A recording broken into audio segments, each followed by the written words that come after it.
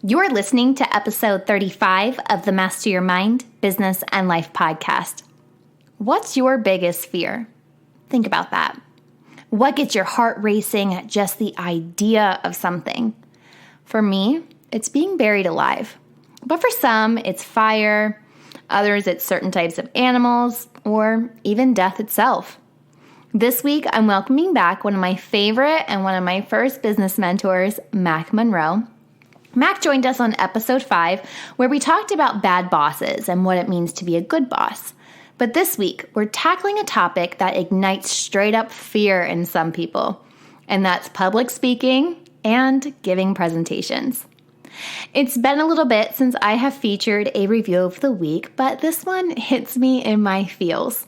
It comes from Rover404B, and it reads, "There is always a topic for everyone with this show. I never know which topic or expert Lauren will cover next, but they're always interesting and she's always very curious. Love the business ones. More of those." Hey, Rover404B, I heard you loud and clear, my friend. More business episodes coming your way. Subscribe to the podcast on iTunes or Apple Podcasts, Spotify, Google Play Music, or wherever it is you're streaming from. And if you're feeling generous, be sure to share this episode with a friend. Okay. Are you ready to learn how to conquer public speaking like a boss? You know what to do. Tune in, turn it up, let's go. You're listening to Master Your Mind, Business and Life. Conversations with everyday world shifters, truth seekers, and rule breakers. Here's your host, Lauren Smith. Hey everyone, it's Lauren Smith. Welcome back to another episode. This week's guest is a repeat guest and one of my favorite experts, Mack Munro from The Boss Builders. Mack is here to talk about his new book, which focuses around conquering presentations and public speaking. Mack, welcome back to the show. Oh, Lauren, it's great to be back, and I appreciate you inviting me back for a second session. Well, for those listeners who may not have heard you on our first episode, can you give us a little bit of background on you? And I know you just released a new book, so can you tell us how this new book builds on the idea of being a great boss? Yeah, sure. Well, I'd invite them to go back and listen to the podcast. If you want to hear about a guy that almost killed his boss, you need to tune in. And so after that incident back in 1996, I made it my life's mission to help people become better bosses and help companies develop better bosses. And that's what we do today at Boss Builders. And as it happens, I'm getting ready in about an hour to do a speech to 120 plus HR people on that very topic, which is an extension of life mission. The book that I just released, the book is called How to Win at Giving Presentations, is really aimed towards somebody who is in a position of influence. It could be an HR professional, it could be a boss, but maybe it could be a teacher, it could be a trainer, it could be somebody that has really, really great skills and knowledge to offer. But the thing that they're missing is the ability to convey that in a way where people actually want to listen and, most importantly, buy whatever it is that you're selling. So that kind of sums up why I did it. I think it's an important skill set for a person to have. You do a lot of trainings and speakings. Have you always been such an eloquent speaker, or did you at one time have a fear of public speaking yourself? No, I mean, I can tell you honestly right now, less than an hour from getting up there, I just kind of wish everybody would just say, I don't really want to go hear that guy. And I could go in there to an empty room and there's part of me that would feel relieved. So I don't know if you ever get over the fear. I think what you learn to do is to channel that fear. And I think that's what grounds a lot of people that want to do this is they're just terrified. They'd love to do it, but they're terrified. And so over the years, I've just learned how to do it. And like anything else, Lauren, if you do it enough times and practice, pretty soon it comes second nature to you. Kind of like when you listen, I just watched the Kevin Hart Irresponsible tour on Netflix the other day. And I was like, man, I wonder how many times he has done the same exact skit to the point that, he knows when to pause and wait for the audience reaction. So I think presentations are almost the same thing. You do it so many times, you know where to pause and how to get a reaction out of the audience. Well, I think stand-up comedy is a great place to start. I mean, if your job is to get up there and have people laugh at you, public speaking is pretty good for that. But I agree. You could do it. The talk I'm going to give this afternoon, it's how to build better bosses. I've given this talk probably 40 or 50 times. So I know exactly when to put that pause in there. And I know exactly when to do a certain gesture. There's a balance with that, though. And this is what I would also really, really encourage your listeners to pay attention to, is that pretty soon you get tired of doing the same talk over and over. And I think sometimes, maybe at a Jimmy Buffett concert, he's probably thinking, damn, I just do not want to sing that stupid Margaritaville. I hate that song. But, for some people, that concert is a check off a bucket list. Right. And so if he doesn't get out there and do Margaritaville with every ounce of his soul, somebody's going to say, man, I waited my whole life. It was awful. So that's the other thing. If you have done a talk time and time again, you got to deliver it each time like it's the first time and that audience has never heard you, because most of the time they haven't. Exactly. Now, you mentioned in the book that the fear of public speaking is worse than the fear of dying, financial ruin, spiders, and even snakes. Why is that? Well, there's a lot of reasons. I'm sure your listeners have their own personal incident of when they became terrified. And it typically begins when you're asked to get up in an elementary school class and read your answer or answer a question. And so I think for a lot of people, they're nervous because it's unfamiliar. It's not something they do all the time. It's something that oftentimes gets sprung on them. Or if it's told that they have to do it in a week, it produces a week of anxiety working up to it. And I think that also comes from a lack of confidence. Again, something that you don't do all the time, you're not going to feel like you can do it at all. And that's going to make you afraid. A third reason is that you are on the stage all by yourself. There's no support team. There's nobody up there that you can hand off to if you start to forget what you're talking about. All eyes are on you, and not only on what you're saying, what you're doing. And so it can really be scary to be up there. And then, of course, maybe the biggest one is you don't want to screw it up. Yeah. You don't want to be remembered for the person that did something stupid or said something ridiculous. And so all of those, not only those, but whatever your listeners have been thinking about, that becomes when someone says, hey, we'd love you to get up and give a toast. You're like, oh, no, there's no way, because you're going to have this video in your head of all these bad experiences that you've had before. So true.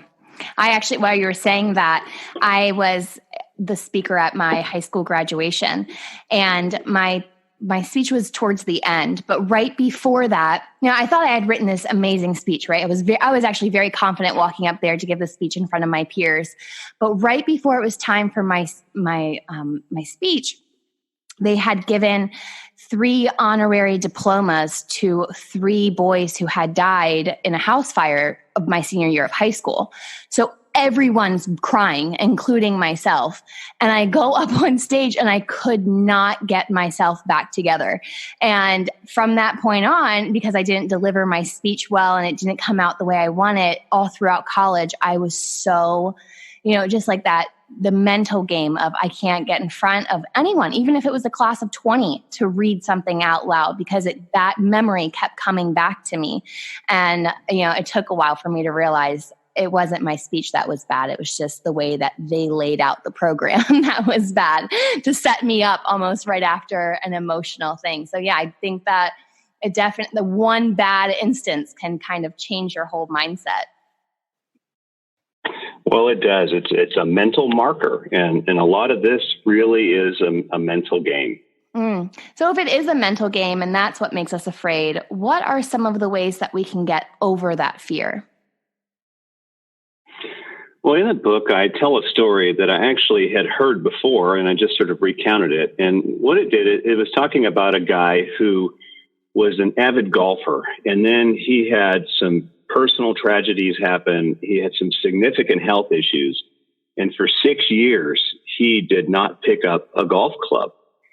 But then when this whole thing ended, he went out and he went back to his favorite golf course. And on his first day out there, he shot like a 72 or something. And this is after not having picked up a club in 6 years.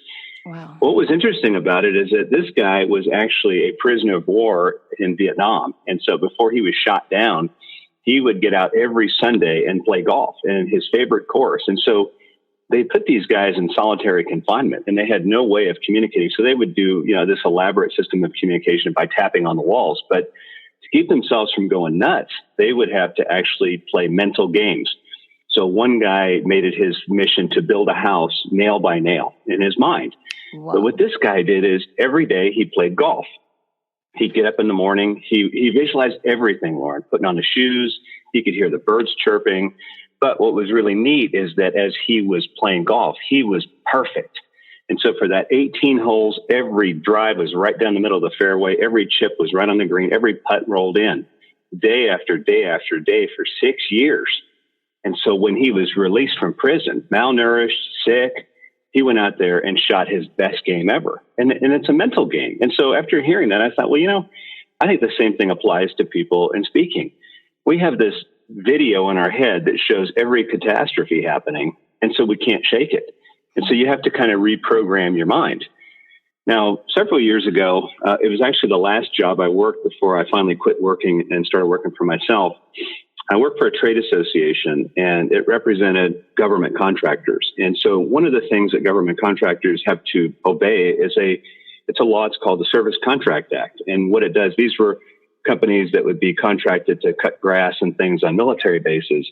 They have to have a standard wage. So you can't go down to Lowe's and find some day laborers and say, hey, I'll pay you $1 an hour and then bill the government $30 an hour. And so a lot of contractors were really pissed about this. Well, we would put on a seminar, and it was by the Department of Labor.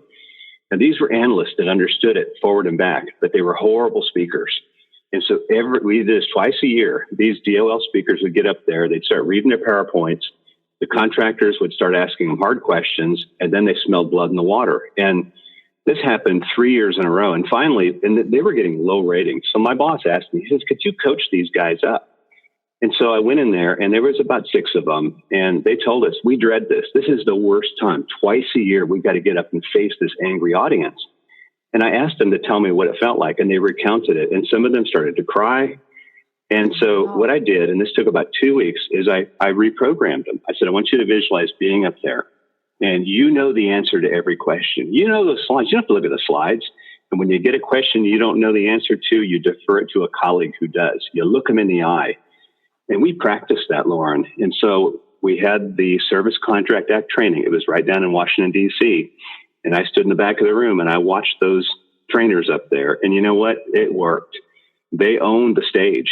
It's because they got their mind right. And so if you're listening to this and you visualize failure every time, you won't be disappointed because it's going to be right there waiting on you. But I want you to reprogram your mind. Visualize what success would look like. It's a mental mind game, and you got to own it. What are some other tactics that we can use to prepare for a presentation? Obviously, visualization. Is there anything else that you do? Yeah, well, visualization's good, but you also have to have the right material. You got to be good at it. And so that's the first thing I'd recommend is be the expert in the subject. If it's something that you are really studying, and I generally recommend if you read on the subject an hour a day, in a year, you'll be an expert on the subject. Master it and realize the people that come to your audience, the ones you really want to reach out to, don't know anything.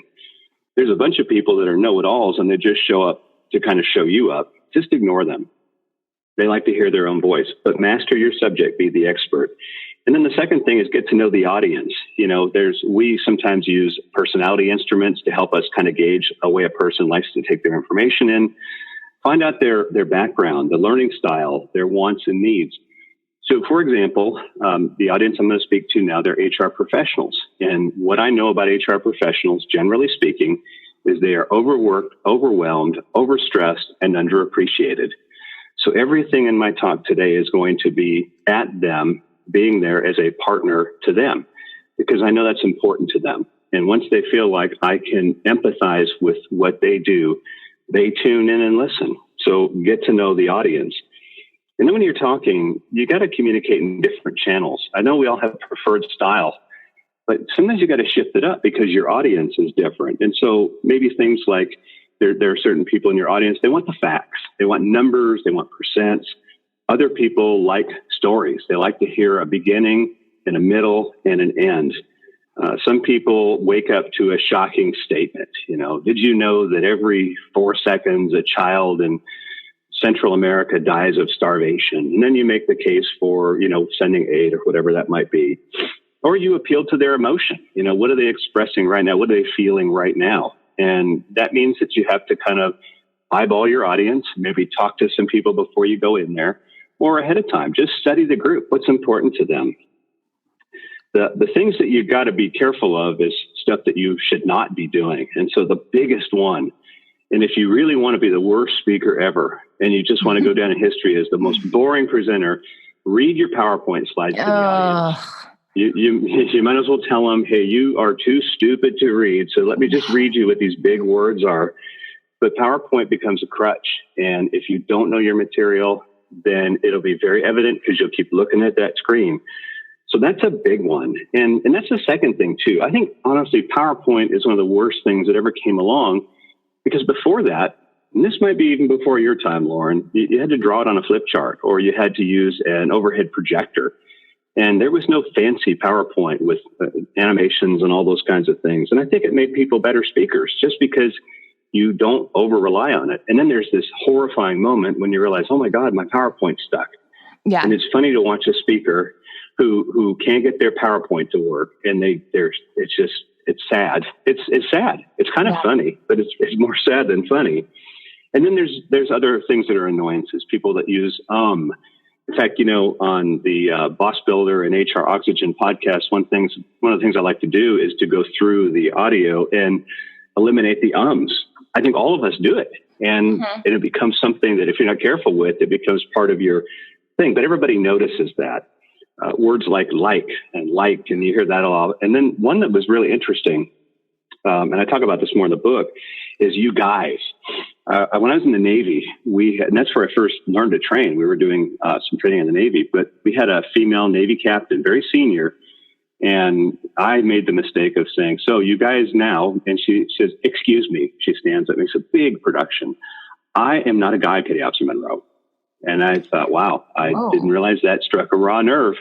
But you know what? It was okay. It trained me to not do that and to be very careful with that.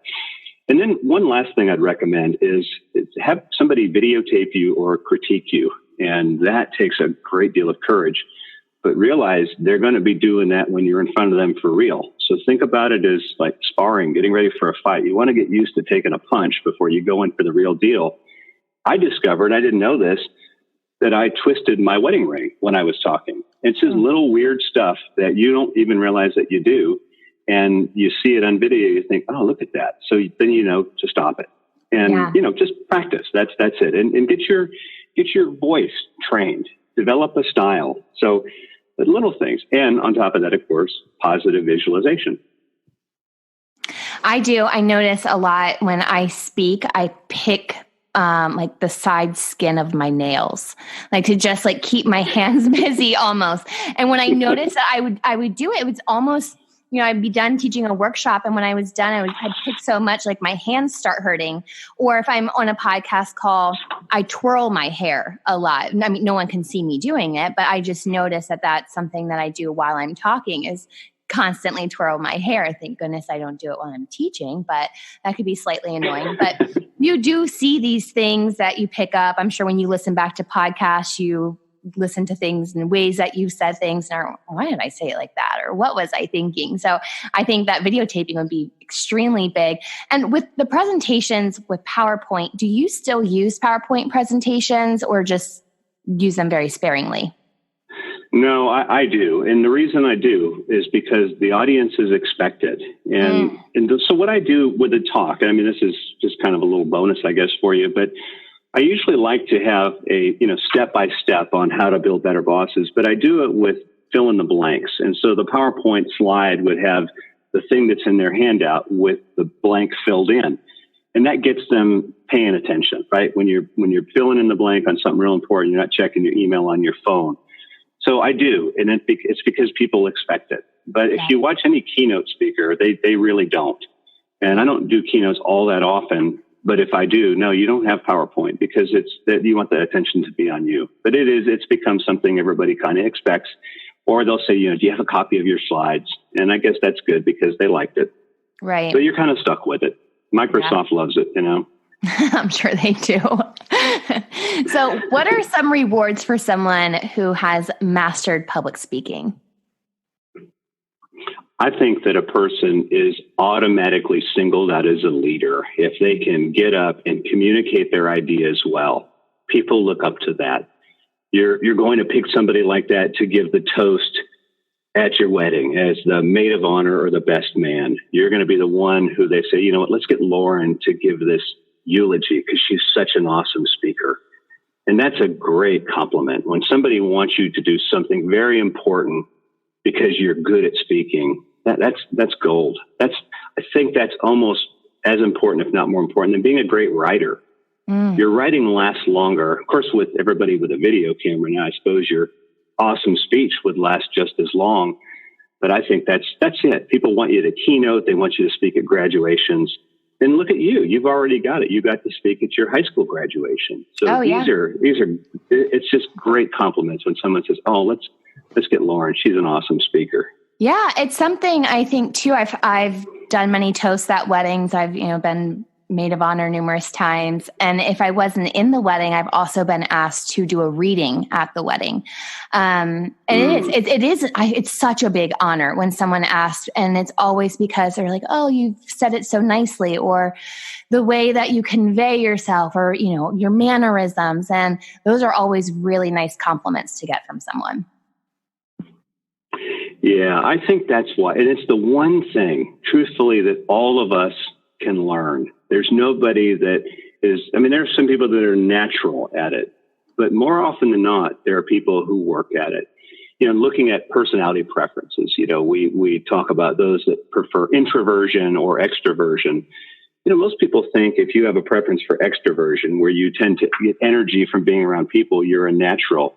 And yet that's not true. I have a preference for introversion, as do you. Yes. And so we can get out there and I heard your podcast, your guests, you engage them. You got guests from all over the world. And nobody would know that about you, Lauren. They don't know that when a podcast is over, you sit back in the chair and you say, damn, I'm tired. Yep. Man, that was a lot of work. It was. Yeah. Even if I didn't do the work. It drains your energy. Yeah. It does. And I can tell you after this talk I'm going to give in about 30 minutes, I'm going to sit back and say, okay, I'm going to go find me a quiet place and I may have a drink or two and I don't want to talk to anybody. Yeah. And I'm good again. So that's why I say it's not, oh, that person's naturally bubbly. They're natural. No, there's a few, but everybody else just works damn hard. And I think that's the beauty of this. Anybody can do it. That is so true. It is a confidence factor too, of just repetition. Yes. I love that.